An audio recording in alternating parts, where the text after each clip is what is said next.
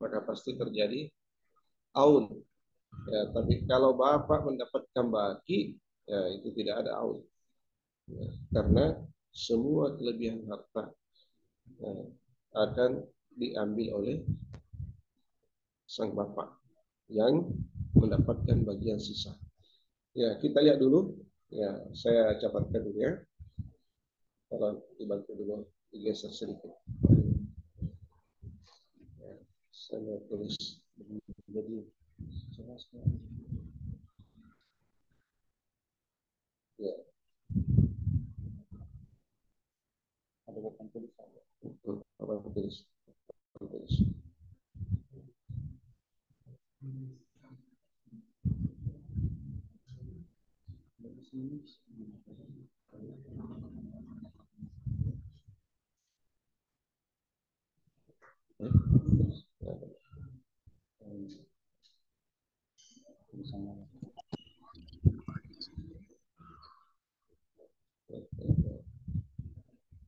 Kenapa layarnya?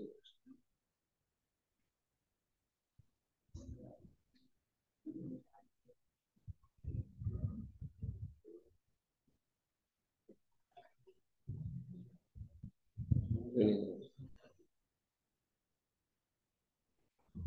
Ya,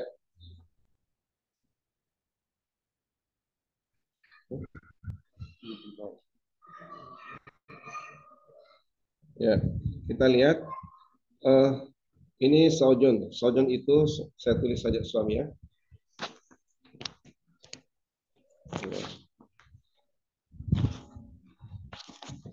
Sojon itu suami. Ya. Kemudian di bawahnya itu Binton anak perempuan. Ya, anak perempuan.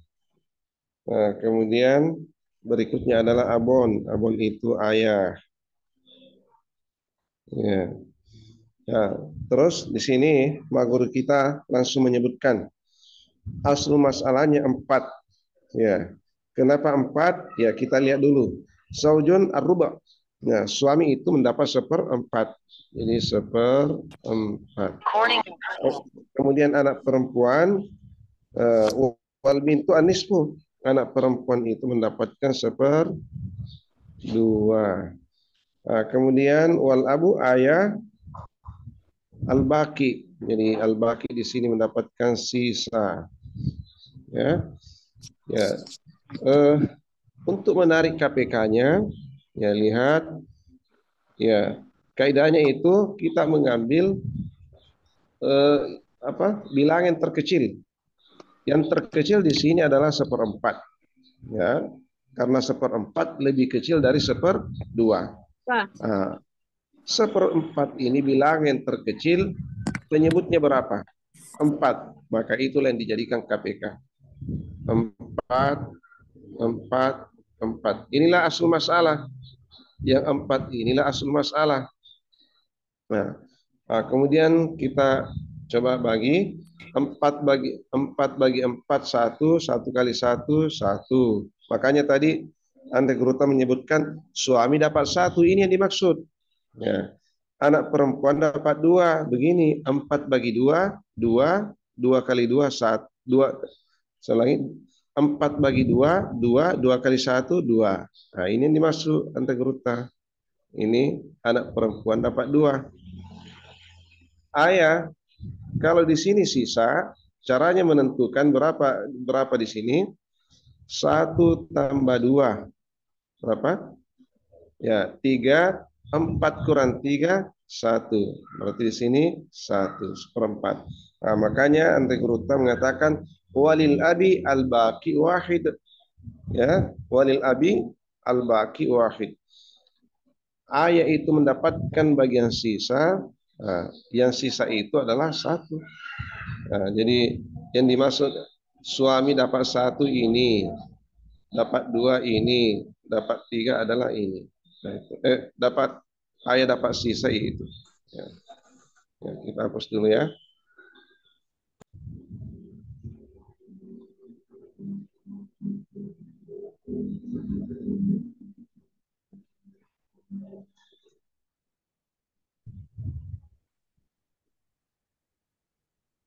Iya. Baru dihitung 1 tambah 2 tambah 1 sama dengan 4. Ya, berarti kalau pembilangnya dan penyebutnya, ataukah istilah kita makomnya dan bastunnya. Kalau Anda guru di sini menggunakan istilah makhraj. Makhraj itu adalah penyebut. Ya. Makhraj itu adalah penyebut. Jamaknya makharij. Ya. Kalau makhraj dan makamnya itu sudah sama, ya maka langsung saja dikali dengan atirka. Atirka itu harta pusaka. Harta pusakanya berapa? Ya, ya, harta pusakanya berapa? Andai kata harta pusakanya misalnya 12 juta ya, 12 juta ataukah 120 juta. Ya, ini contoh saja. Ya, 120 juta. Ya.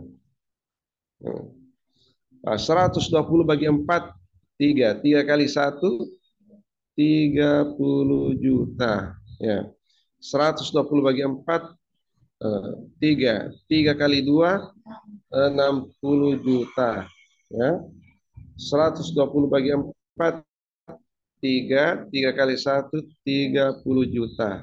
Nah, coba tambah dari atas. 30 tambah 60, 90 tambah 30, 120 juta. Nah, ketika jumlah yang di sini sudah klop dengan jumlah yang di sini, maka itu sudah benar. Berarti semua harta habis terbagi oleh masing-masing ahli waris. Selesai. Ini kasus yang pertama. Ya.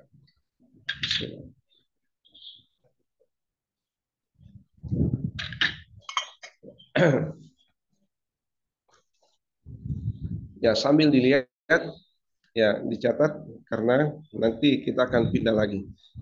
Kalau ada hal yang tidak jelas, boleh ditanyakan sebentar di akhir sesi. Sekarang kita lihat yang kedua. Ya, saya bacakan. Coba dilihat di kitabnya masing-masing. Yang kedua, kasus yang kedua.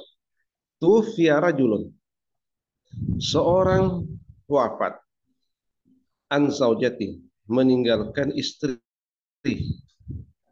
ya, wa bintin, dan anak perempuan, wa jadin, dan kakek, ya, kakek.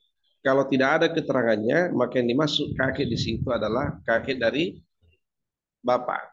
Kalau kakek dari bapak jelas ahli waris, namanya jaddu sahih. Kalau kakek dari ibu itu gairu sahih, bukan ahli waris. Beda nanti kalau nenek. Nah, jaddatul li ummin, jaddatul li ab. Nenek dari laki-laki, nenek dari bapak, nenek dari ibu, semua ahli waris. Nah, inilah pernah disampaikan sebelumnya bahwa orang yang melihat kewarisan Islam itu secara totalitas, maka akan menjumpai ya, adalatul Islam fi ahkamil mawaris. Keadilan Islam di dalam hukum kewarisan. Nah, jangan hanya melihat 2:1, itu hanya sebagian. Ya, sebagian. Ada nanti kondisi tertentu justru satu-satu, dan mungkin ya posisi perempuan lebih kuat daripada posisi laki-laki. Ini contohnya. Jaddaton dari pihak ibu, dari pihak bapak, nenek dari pihak ibu, nenek dari pihak bapak, semua ahli waris. Sementara kakek yang laki-laki yang ahli waris hanya dari pihak bapak. Ya, dari pihak ibu tidak. Nah, ini jaddo. Jadi dalam hal ini jaddo lebih lemah daripada jaddato. Jaddato lebih kuat. Ya. Sekarang lihat Fa'aslul mas'alah, fa'aslu mas'alatihi samanya. Maka aslu masalahnya, kelipatan persekutuan terkecilnya adalah 8. Ya, kenapa 8? Ya kita tulis lagi. Ya, kita lihat ya.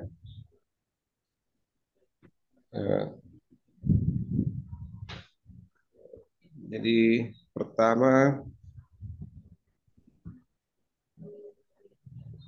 istri. Ya, saya tulis di sini istri. Istri. Kemudian berikutnya adalah anak perempuan. Ya, anak perempuan. Kemudian berikutnya adalah jadon. Jadon adalah kakek. Ya, iya. Ya. Berapa bagiannya di sini? Ya, tidak perlu melihat tabel karena Anteguruta sudah menyebutkan. Lissaujati untuk istri asun 1/8. Ya, kenapa 1/8? Karena ada anak. Kalau tidak ada anak, istri dapat 1/4. Kemudian lil binti nis, ya, untuk anak perempuan mendapatkan 1/2. Kenapa 1/2? Karena dia sendiri. Kalau lebih dari 1, maka meningkat bagiannya menjadi 2/3. Walil jadi kakek mendapatkan al-baqi, sisa. Ya, kakek mendapatkan sisa. Nah, sekarang kita mau lihat kenapa Anteguruta di sini menyebutkan bahwa istri mendapatkan 1, anak perempuan mendapatkan 4, dan kakek mendapatkan 3. Ya, dari mana didapat itu? Ya, lihat. Ya, itu didapat dari KPK. Nah, 1/8 dengan 1/2, bilangan terkecil yang mana? 1/8. Maka penyebut yang 8 itulah yang dijadikan KPK. Ditulis dari sini 8, 8, 8. Inilah asal masalah. Nah, kemudian ya, lalu kita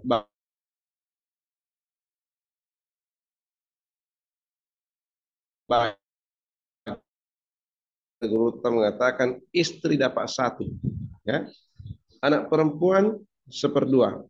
Ya, 8 bagi 2, 4 kali 1, 4. Nah, itulah sehingga nanti guru mengatakan istri dapat 4.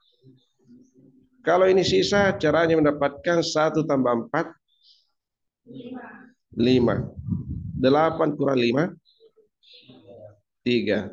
Nah, itulah sehingga nanti guru juga mengatakan kakek mendapatkan 3.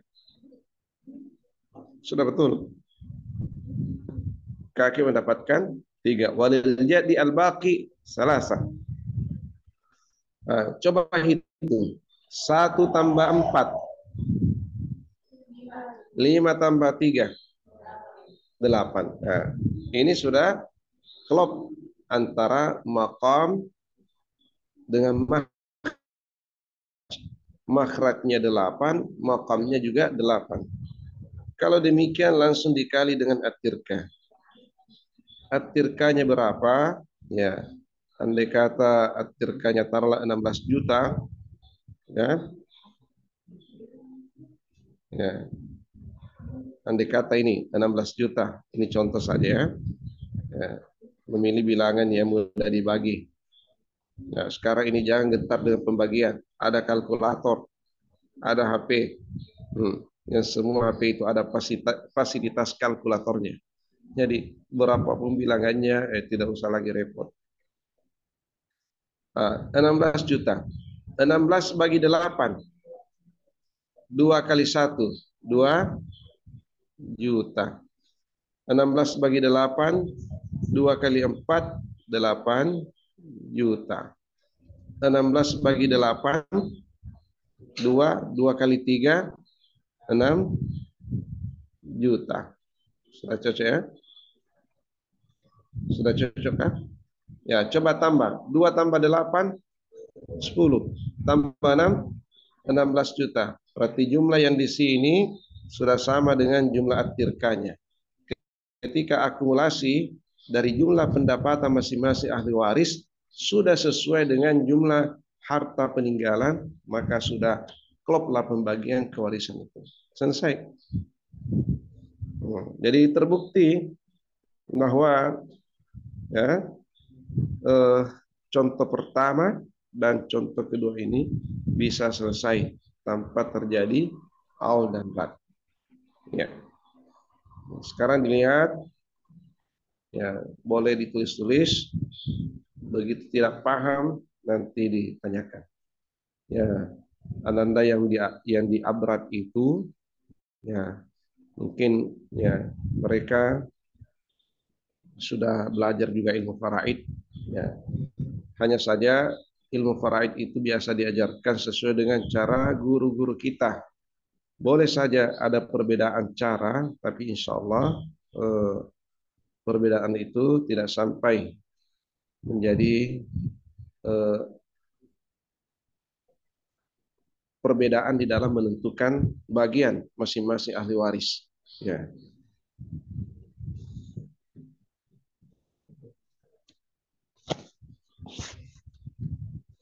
ya.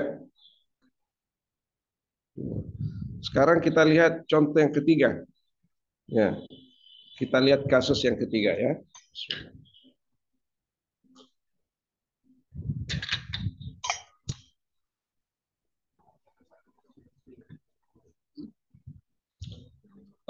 Tufiat imratun. Ya, seorang istri meninggal. Anzaujin, meninggalkan suami. Wa ummin,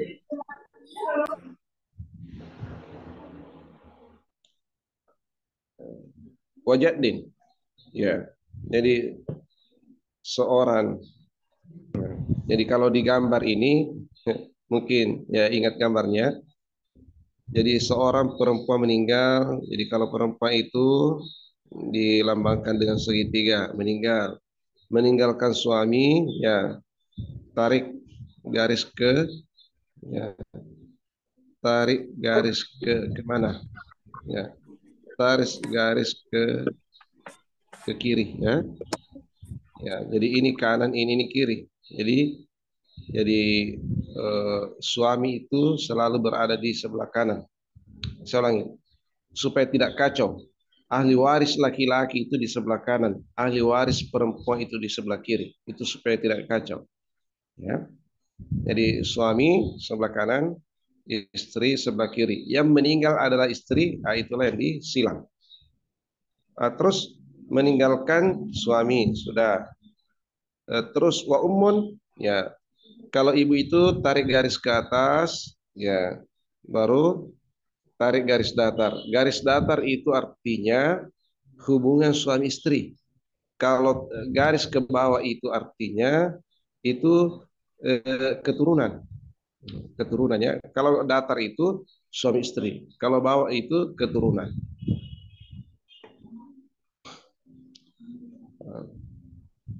Nah, terus siapa? Ibunya. Kalau ibu itu berarti ya di kiri. Nah, ini ibu kiri. Ya. Terus wajah don. Mana jadon itu? Ya. Jadon itu mesti harus ditampakkan dulu di sini. Di sini ada bapak, tapi sudah lama meninggal. Ya, bapak itu punya bapak. Nah, tarik garis begini. Di sini bapaknya. Nah, ini yang disebut dengan jadon. Ya. Ya, ini umon. Ya. Kemudian ini adalah saujun. Iya. Nah, sekarang mau dihitung hartanya. Mau dihitung.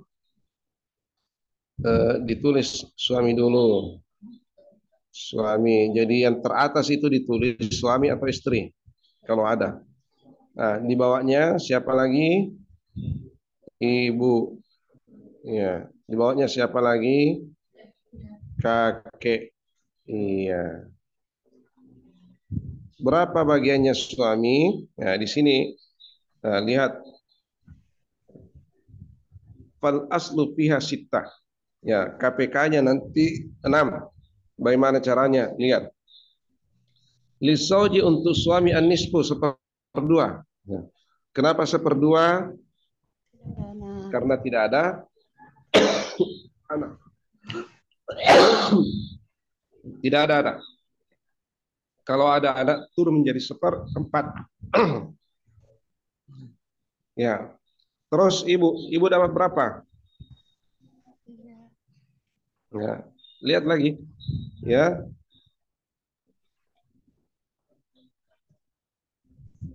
Walil ummi as-sulus, sepertiga.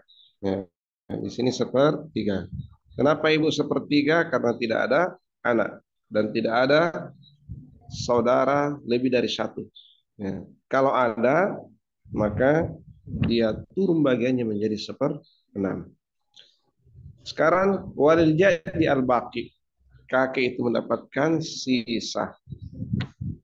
Ya. Sekarang lihat cara membaginya.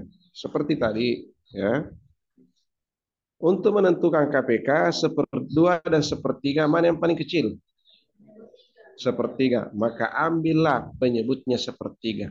Ambillah makhrajnya sepertiga. Berarti berapa? Tiga. Ya, tiga. Hah? Hah?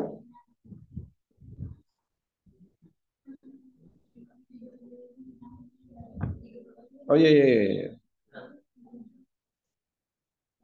Oh,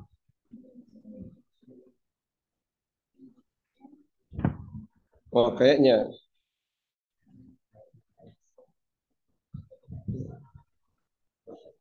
ya, kayaknya tidak bisa, tidak cocok kalau tiga ini, tidak bisa terbagi ya. Tiga, tiga dibagi dua tidak bisa. Ya. Jadi kita lihat seperdua dan sepertiga. Ya. Seperdua dan sepertiga, cari bilangan yang paling kecil yang bisa membagi angka dua, bisa juga membagi tiga. Yang paling kecil berapa itu? Ya, satu tidak mungkin, dua tidak mungkin, tiga hanya bisa membagi tiga, tidak bisa membagi dua. Empat tidak bisa membagi tiga, hanya bisa membagi dua. Lima tidak bisa membagi kedua-duanya. Enam, itulah yang begitu caranya. Jadi ini diambil enam, enam yang paling kecil yang bisa membagi kedua bilangan ini. Enam, enam, enam. Enam bagi dua, tiga. Tiga kali satu, tiga. Nah, itulah sehingga Ante Gruta di sini mengatakan berapa? Suami mendapatkan tiga. Ini yang dimaksud. Terus ibu mendapatkan tiga. Kenapa bisa? Ini enam bagi tiga. Enam bagi tiga? Tidak. Walil ummi asulus isnani. Ibu mendapatkan dua. Kenapa bisa dua? Ini enam bagi tiga. Dua kali satu, dua. Oke. Terus mendapatkan sisa walil jadi al-baqi wahid. Kenapa satu? Tiga tambah dua, lima. Enam kurang lima, satu. Ini seperenam. Ya. Coba jumlah tiga tambah dua, lima tambah satu. Nah, berarti maqam dan makhrajnya sudah sama. Kalau sudah sama, langsung dikali dengan atirka atau harta pusaka. Berapa harta pusakanya? Katakanlah 12 juta, ya. Ya, 12 juta ya, bukan 12.000. Ya, 12 juta. Ya.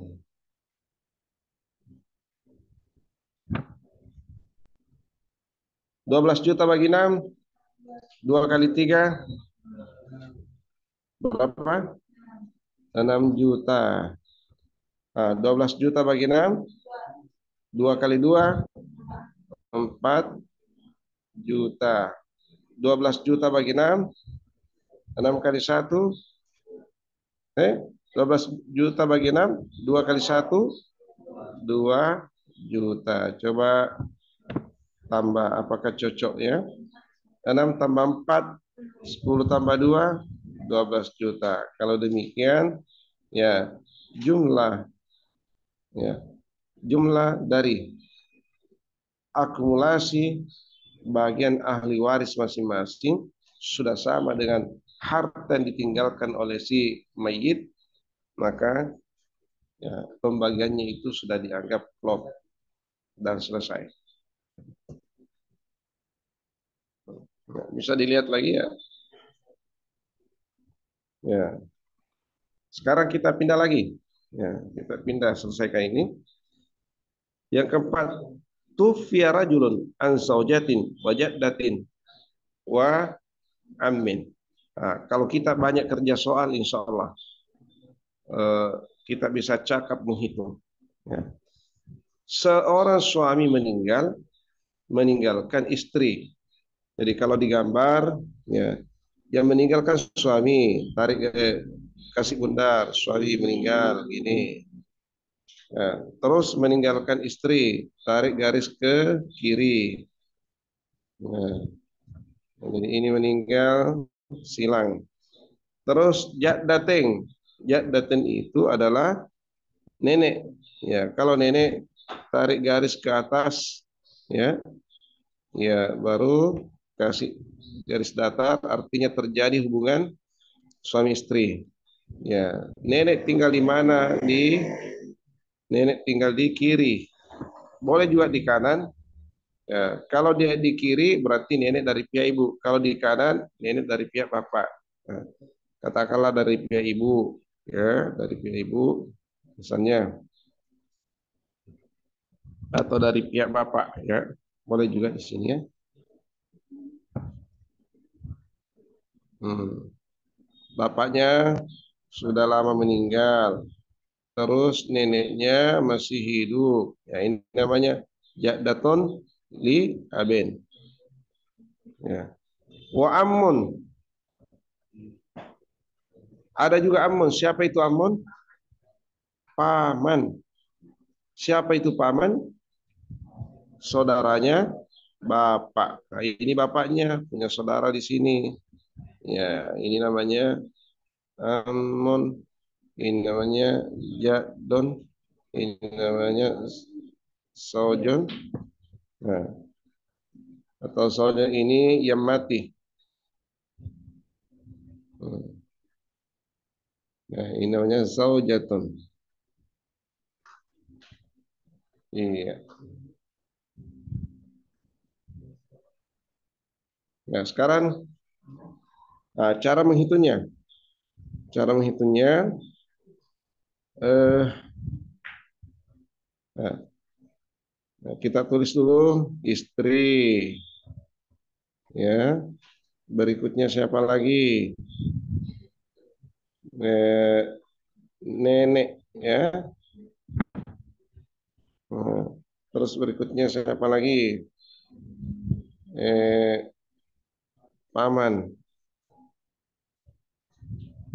atau om.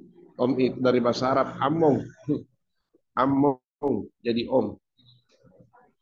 Istri dapat berapa?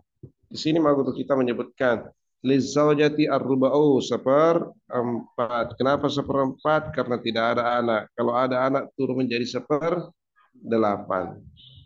Nah, ar-ruba'u salah satu. Ya, dapat tiga. Nanti kenapa dapat tiga? Nanti lihat. Nenek dapat berapa? Wal jaddati as-sudus seperenam. Nah, kemudian eh, apa ini? Walil ammi al-baqi. Ya, amun itu sisa. Ya, amun sisa. Sekarang samakan lagi penyebut. Tarik penyebutnya. Penyebut berapa? Cari bilangan yang bisa membagi habis angka 4 dan 6 dari bilangan yang terkecil. 4 dengan 6 berapa? 12 ya. 12. Ini yang terkecil. Tidak ada yang lebih kecil dari 12. 12 bagi 4, 3 kali 1, maka 3 ini yang disebutkan sama guru kita tadi. Istri dapat 3. Nenek, 12 bagi 6, 2 kali 1, ya disebutkan juga nenek dapat 2. Kalau sisa gimana caranya? 3 tambah 2, 5. 12 kurang 5, 7. Wah, paman ini dapat 7. Nenek dapat 2. Istri hanya dapat 1. Wah, hebat ini. Ya. Kenapa demikian ya? Begitulah yang namanya sisa. Kadang banyak sekali, kadang sedikit sekali, kadang tidak ada sama sekali. Jadi dalam hal ini paman sangat beruntung. Ya. Inilah sehingga guru kita di sini menyebutkan walil ami al baki sab'ah. Ammu itu dapat sisa akhirnya dapat 7. Nah, kalau nenek dapat 1/6 dapat 2. Ini kalau istri dapat 1/4 ya, akhirnya dapat 3. Ya. Andai kata atirkannya berapa? Berapa? Atirkannya misalnya 24 juta ya. 24 juta jatuhnya berapa ini? 24 bagi 12, 2 kali 3, 2 kali 3, 6 juta. Terus ini 24 bagi 12, 2 kali 2, 4 juta. Ya, berapa lagi? 12 bagi 12, 24 bagi 12, 2 kali 7, 14 juta. Wah, hebat ini, hebat.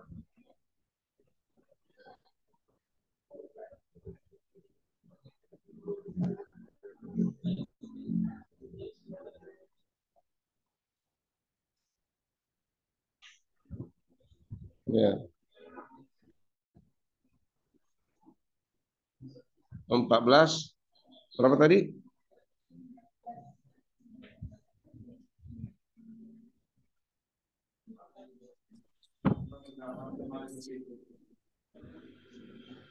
12 bagi 7. 24 bagi 12. 2 kali 7, 14. 14 juta.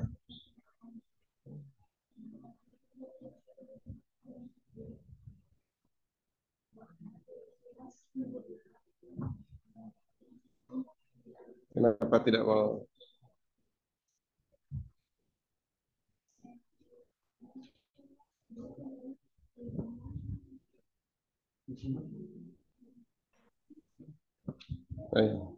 Ya. 12 juta. Ya.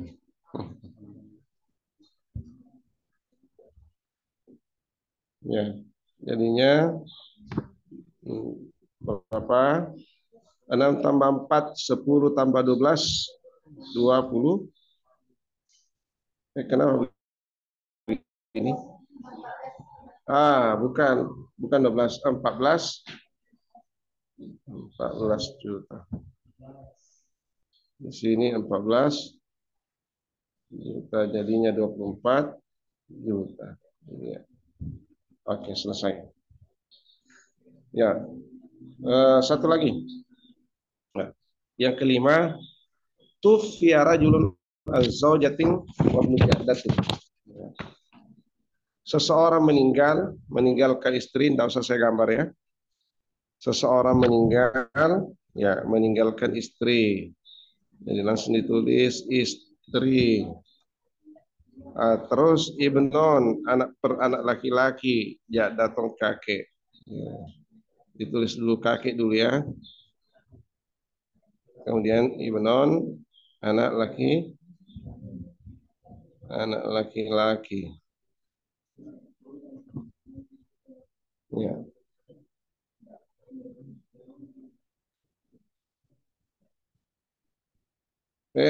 Jak daton di sini bukan kakek nenek ya. Jak daton nenek toh. Ya, jak daton ini nenek.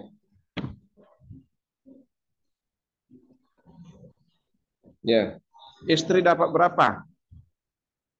Nah, istri dapat 1/8 karena ada anak.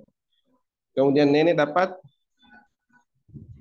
mendapatkan 1/6. Ya. Kemudian anak laki-laki mendapatkan sisa.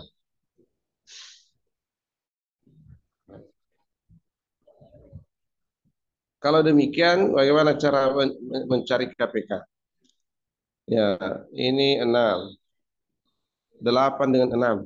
Cari bilangan terkecil yang bisa menyelesaikan. 24. Ini terkecil ini. Tidak ada lebih kecil dari ini. 24 bagi 8. 24 bagi 8. 3 kali 1. 3. 24 bagi 6. 4 kali 1. 4. 24. Sudah habis. 3 tambah 4. Berapa? 7. 24 kurang 7. 24 kurang 7 jadinya 17. Ya, 17 juta. Inilah yang dikali berapa? Akhirkannya. Kalau misalnya 24 juta juga, wah paling enak ini. Pas 24 juta tirkanya. Ya. Karena kalau sama atirka dengan makhraj, ya maka selesailah itu pembagiannya. Tinggal pengaliannya. 24 juta bagi 24, ya 1 juta lah. 1 kali 3, 3 juta. 24 bagi 24, 1. 1 kali 4, 4 juta. 24 bagi 24, 1. Kali 17, 17 juta. Coba dihitung, 3 tambah 4, 7 tambah 17, 24. Ya, selesai. Nah, jadi bisa disimpulkan bahwa contoh-contoh yang disebutkan oleh Maha Guru kita dari nomor 1, 2, 3, 4, 5 itu contoh yang tidak terinfeksi oleh haul dan rat. Ya, ini al itu ya, kurang, rat itu lebih. Kalau terlepas dari al dan rat, inilah bagian yang kedua, ya, yang membicarakan hukum-hukum kewarisan, ya, berbeda dari hukum kewarisan di luar Islam. Ya, hukum kewarisan menurut syariat itu tidak sama dengan hukum kewarisan di luar syariat Islam. Ya, mungkin di akhir sesi ini ada yang mau bertanya, ya, terkait cara menghitung, ya, dari 2 jenis bilangan yang terhimpun dalam istilah apa?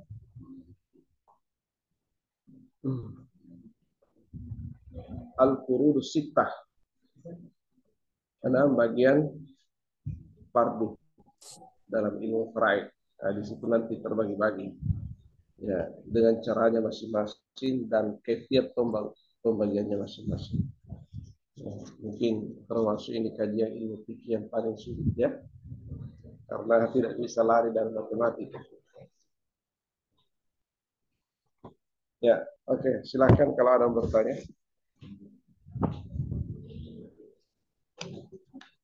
Silakan. Ya, secara khusus nanti ada pembahasan tentang al-aud, itu al-mabahas at-tasi. Ya. Silakan bertanya.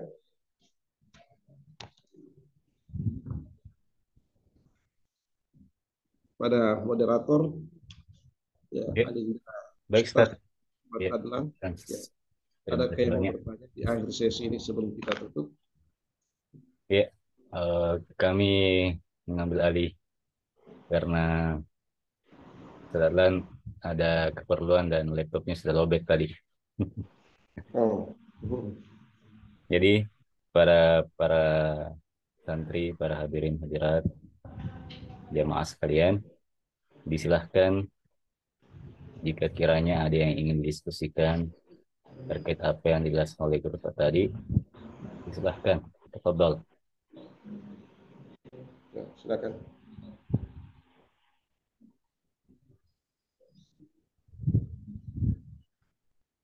Boleh langsung atau dibacakan di chat, boleh juga. Silakan. Langsung lebih bagus. Ya. Bismillahirrahmanirrahim. Izin bertanya, eh, bagaimana kalau misalnya di waris ini di harta tapi tidak berupa uang, melainkan harta benda seperti tanah ataukah harta benda tunah. Nah, bagaimana cara ia membagi warisan tersebut? Ya, Iya, masih ada?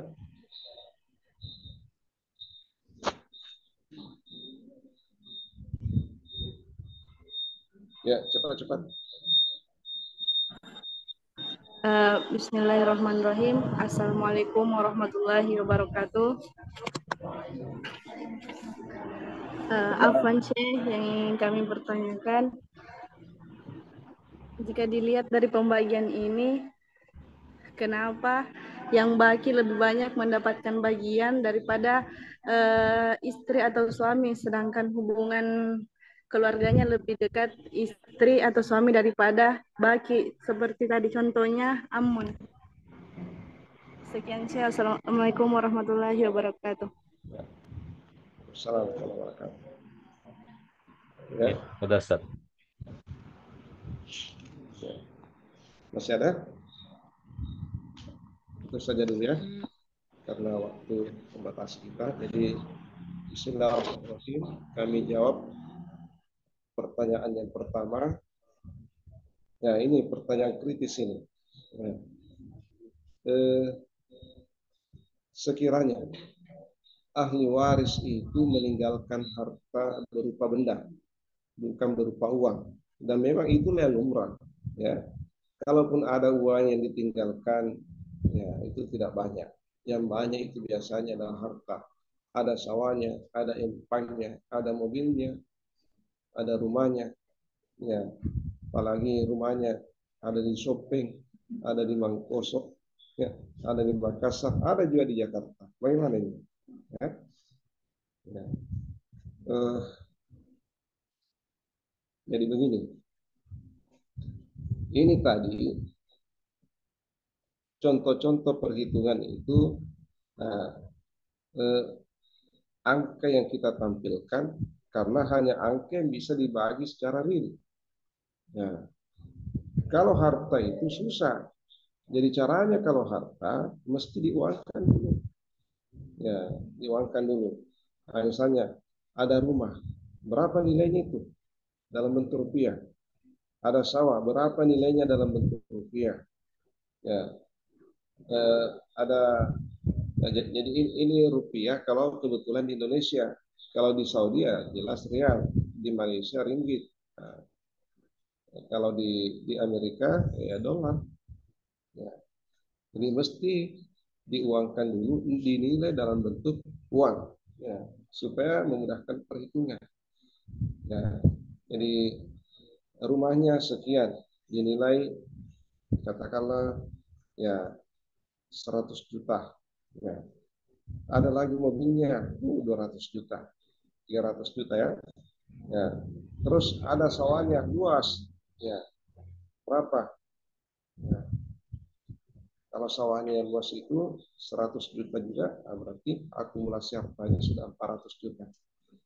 Ya, ditambah terus yang lain. Ada uang di rekeningnya, ternyata ada juga. Berapa? Ya, 600 juta. Maka cukuplah 1 miliar harta pusakanya. Nah, yang 1 miliar inilah dibagi. Ya. Nanti ada yang mendapatkan 100 juta, ada 200 juta, ada 300 juta. Nah, itulah disepakati oleh pihak ahli waris. Engkau mendapatkan 100 juta, kira-kira dalam bentuk benda apa yang engkau ambil? Ya.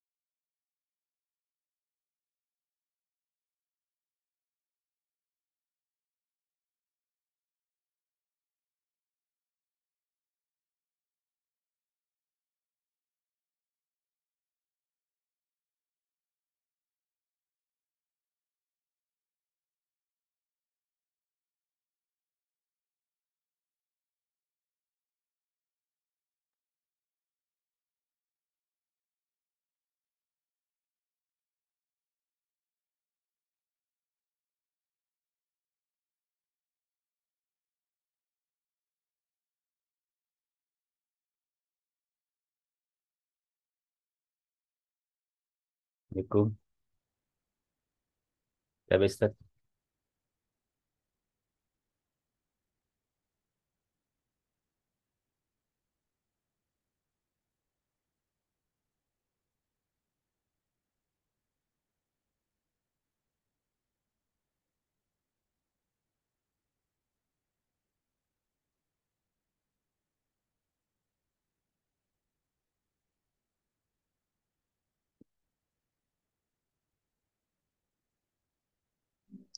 Ya,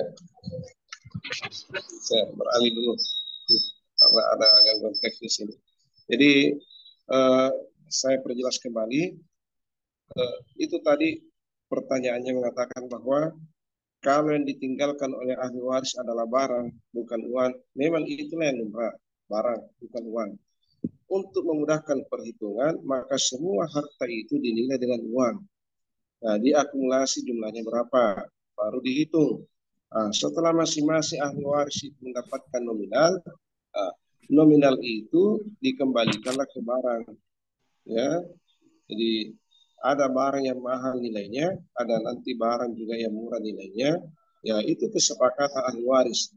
Yang mau mengambil barang yang mahal nilainya, sementara bagiannya hanya sedikit, dia harus tebus, tambah secukupnya. Ya, bagiannya hanya 200 juta. Dia mau mengambil barang yang nilainya 1 miliar, tidak masalah, tambah 800 juta. Ya, itu kesepakatan internal masing-masing ahli waris. Ya. Jadi ini tadi itu hanya teknis pembagian untuk memudahkan, ya, di, dinilai masing-masing benda itu dengan uang. Ya. Saya pikir itu ya. Terus pertanyaan yang kedua tadi dari salah seorang barat, ini contoh yang ditampilkan oleh Ante Guru di sini dalam kasus yang keempat. Ya, seorang suami meninggalkan istri, meninggalkan kakek, meninggalkan paman. Nah, jadi yang mengagetkan ini, suami dapat seperempat, ya, kakek mendapatkan selangit, nenek mendapatkan seperenam, nah, lalu paman ini mendapatkan sisa atau baki. Setelah dikali dengan harta peninggalan, ternyata istri hanya mendapatkan 4. Ya, kalau satuannya adalah juta, 4 juta. Kalau puluhan juta, istri mendapatkan 40 juta. Ya, sementara nenek mendapatkan, istri mendapatkan 30 juta. Nenek mendapatkan 20 juta. Ya. Lalu paman atau om ini mendapatkan 70 juta. Perbedaan yang begitu jauh, ya. Ya. Paman 70 juta, nenek 30 juta, istri mendapatkan berapa? Berapa istri? 3. Selagi istri mendapatkan 30 juta, nenek mendapatkan 20 juta, sementara paman mendapatkan 70 juta. Ya, pertanyaannya, kalau ditinjau dari segi kedekatan keluarga, ya, istri inilah yang paling dekat selalu pendamping suami, ya, menyusul nenek, menyusul paman. Nah, ini istri, nah, ini istri itu mendapatkan 20 juta. Nah, itu kewarisan semata. Ada bagiannya istri sebelumnya itu, ya. Tapi itu bukan bagian kewarisan. Nah, jadi itu bagian harta milik bersama. Harta milik bersama yang istilahkan harta gonogini, itu langsung dibagi 2. Setengah untuk istri, setengah untuk suami. Nah, jadi di situ sudah mendapatkan bagian istri separuh. Sudah banyak itu. Dari harta kebersamaannya dengan suaminya sejak akad nikah sampai suaminya itu tutup usia. Jadi Jadi harta milik bersama itu langsung dibagi dua, setengah suami, setengah istri. Nah, nanti setengah untuk suami ini ditambah dengan harta bawaannya suami. Mungkin ada warisan dari orang tuanya, ataukah ada harta yang dibeli sebelum menikah, itu diakumulasi. Ya, itu semua diakumulasi dengan harta monogininya. Itulah harta pusaka. Jadi rumusnya harta pusaka itu HP sama dengan HMP, harta milik bersama tambah HB. HB itu harta bawaan. Harta milik bersama tambah harta bawaan, itulah harta selain seperdua HMB, seperdua harta milik bersama ditambah harta bawaan. Nah, sama dengan HP. HP itu harta pusaka. Nanti insya Allah kita akan tulis itu supaya jelas ya, cara menentukan harta pusaka. Jadi harta pusaka itu ditentukan dari setengah dari harta milik bersama ditambah harta bawaan, itulah harta pusaka. Jadi istri sudah mendapatkan setengah dari itu. Adapun seperdelapan kemudian ataukah seperempat kalau tidak ada anaknya, itulah kewarisannya. Itu hanya bagian kewarisan. Jadi kalau sedikit tidak masalah karena sudah pernah mendapat banyak.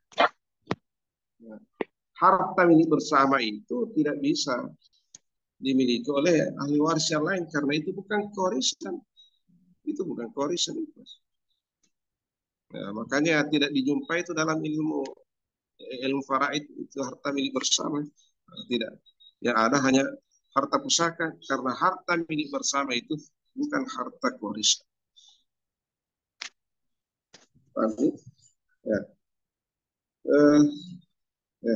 Jadi ini paman mendapatkan 77 juta, sementara nenek ini hanya mendapatkan 20 juta. Itulah yang adil. Ya. Nenek ini dia perempuan sudah tua lagi, ya kebutuhannya pasti sedikit. Ya, kebutuhannya pasti sedikit. Dia perempuan sudah tua. Kalau masih ada kakek, kebutuhannya sedikit itu masih ada kakeknya. Ya supply. Sementara ini paman, dia laki-laki. Dia laki-laki toh, tanggung jawabnya laki-laki itu jauh lebih tinggi. Ya. Kalau dia paman, kemudian keluarganya banyak. Ya. Untung kalau istrinya hanya satu. Bagaimana kalau lebih dari satu? Anaknya semua kecil-kecil. Pasti. Ya, kemungkinannya untuk ya mensuplai kebutuhan pokok semua ya keluarga yang menjadi tanggungannya itu ya besar. Itulah sehingga bagiannya dikasih lebih banyak. Ya. Ini sebenarnya kalau kita usut, ya, kita cari kasus-kasus yang berbicara tentang kasus-kasus kewarisan Islam, ya, kasus-kasus kewarisan yang diselesaikan sesuai dengan cara syar'i. Lihat nanti, insya Allah pasti, ya keadilannya itu bisa kita temukan. Oh, pantas, ya kelihatannya ya hubungan darahnya itu jauh, tapi kenapa dia dapat banyak?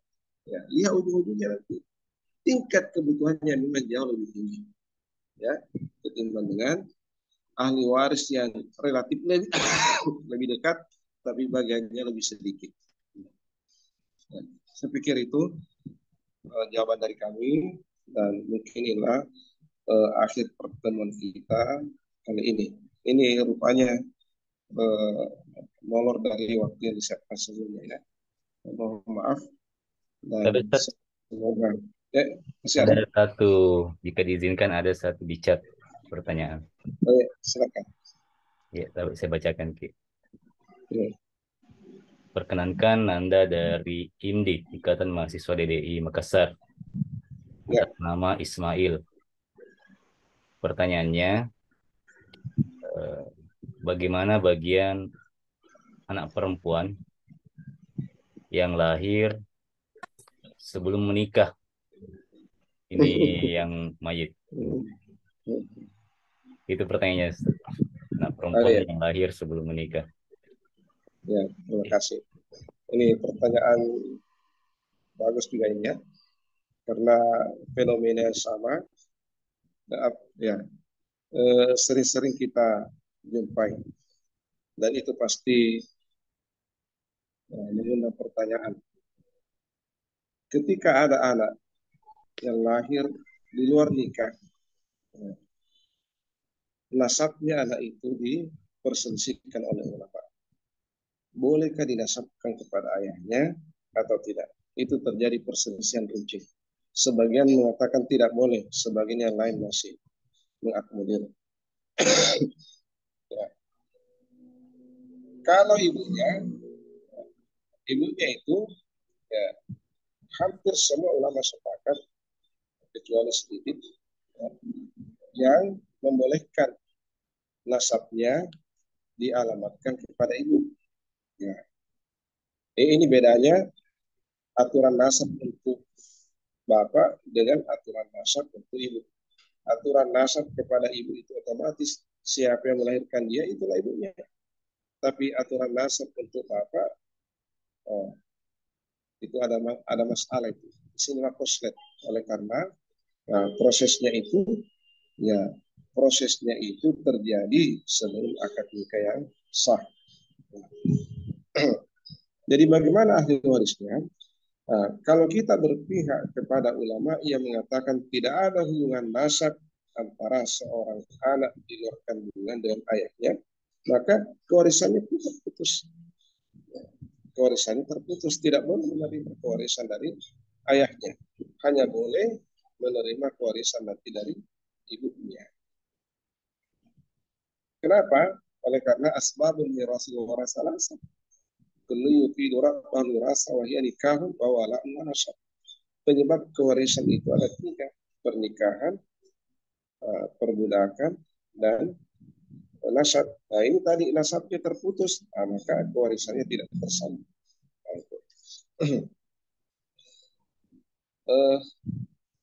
Lalu kalau diakui, misalnya kita berpihak ke ulama yang mengakui, ya oleh karena ya jelas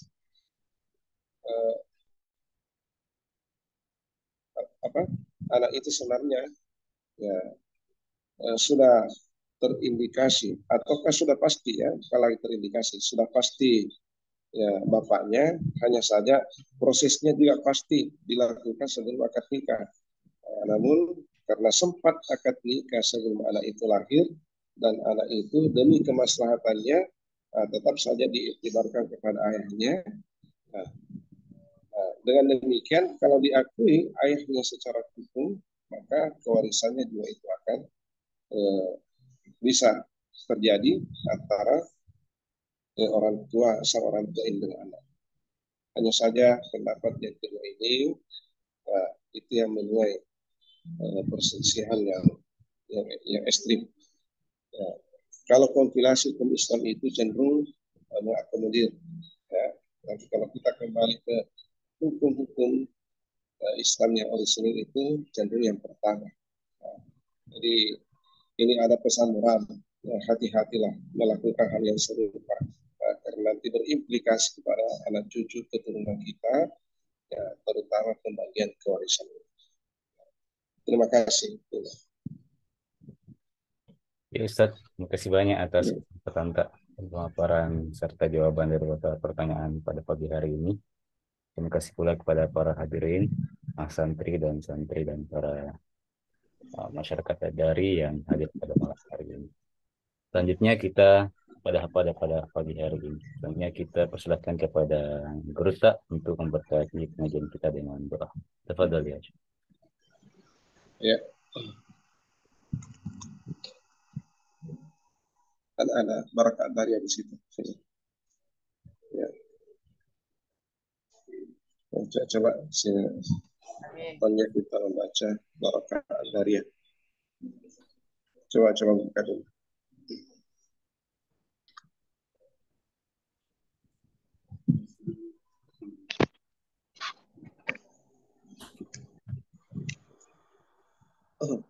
A'udzu billahi minasyaitonir rajim. Bismillahirrahmanirrahim. Alhamdulillah rabbil alamin. Wassallallahu ala sayyidina Muhammad wa ala alihi wa sahabati ajma'in wa ba'd.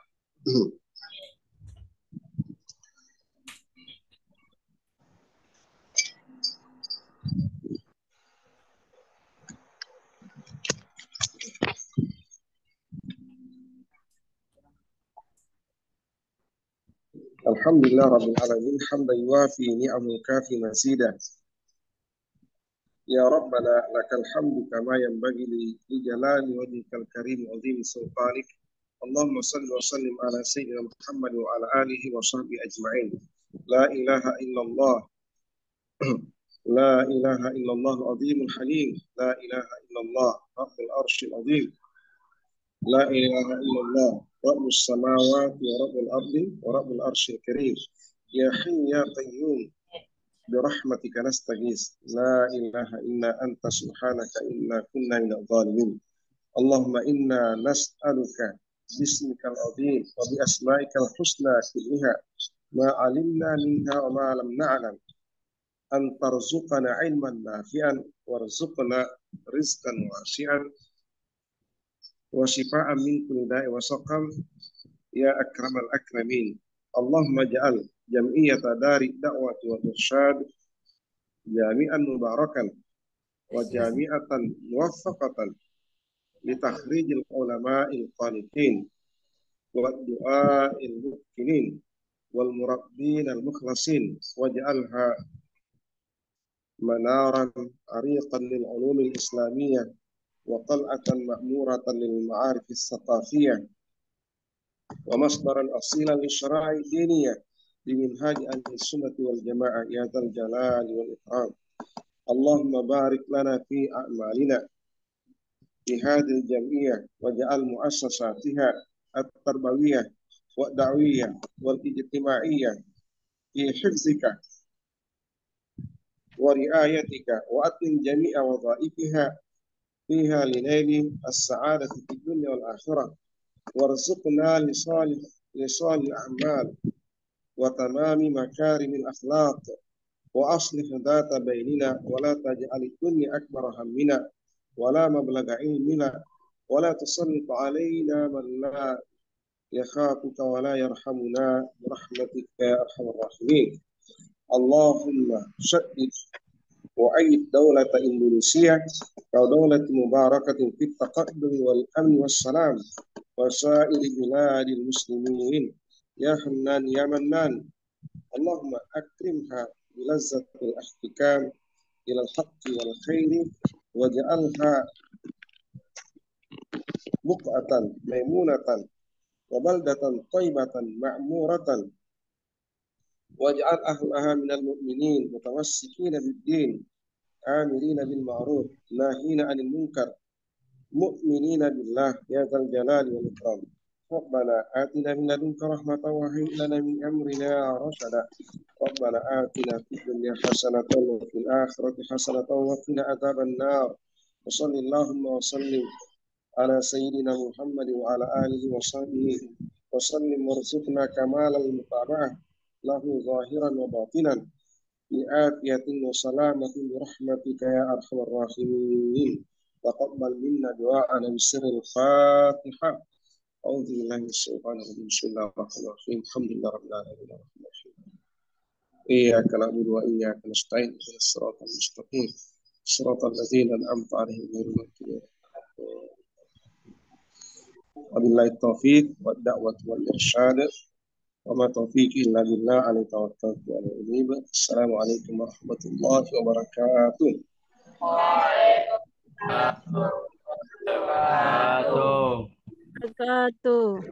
Alhamdulillah, terima kasih banyak Ustaz. Insyaallah kita bersua kembali di lanjutan pengajian berikutnya. Kita akhiri bersama. Billahi taufiq wa da'wa wal irsyad. Wassalamualaikum warahmatullahi wabarakatuh. Waalaikumsalam Waalaikumsalam warahmatullahi wabarakatuh.